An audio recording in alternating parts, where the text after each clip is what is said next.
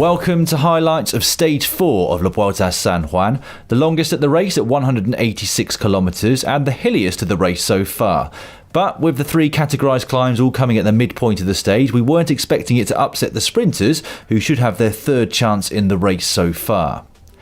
Leader going into the stage was Deceuninck Quick-Step's Remco Evenepoel after his dominant and very impressive time trial win yesterday. 30 seconds is advantage over Filippo Ganna, with the rest, led by Oscar Sevilla, all over a minute behind the 20-year-old. The early break was soon established, 8 riders heading up the road, including Robin Carpenter of Rally Cycling, Baez of Androni Giocattoli, and the leader of the intermediate points classification, Daniel Juarez of Agrupación Virgen de Fatima. Once again though, despite the size of the breakaway, they were never able to carve out much of an advantage, and with the peloton particularly active on the main climb of the day, they'd soon been caught. Paredes took full advantage to take maximum points over the top of the climb.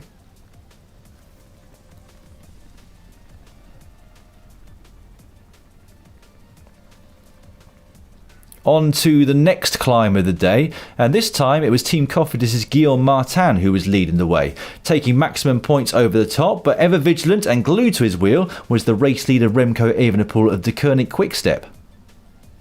Over the top, and it all came back together, and it remained stalemate for quite some time. That was until Robin Carpenter decided to give it yet another go, and eventually Peo Goycoechea of the Fundación Euskaltel Orbea team went with him. They managed to get themselves 43 seconds up the road as they rolled through the intermediate sprint with 43 k's to go. Coming into the final 20 k's, and the heavens really had opened. Torrential rain pouring down onto the peloton, being controlled at this point by UAE Team Emirates, the team of Fernando Gaviria, winner of Stage 2. Thankfully, as they approached the final run into the finish, the weather had dried up, and so too had the roads. The leading duo now well in sight of the main peloton. You couldn't keep this man down though, Carpenter making one last-ditch effort to keep himself clear of the pack. Even he, though, would eventually have to admit defeat, caught with just under 3 k's to go, and so we had our expected bunch sprint on the cards.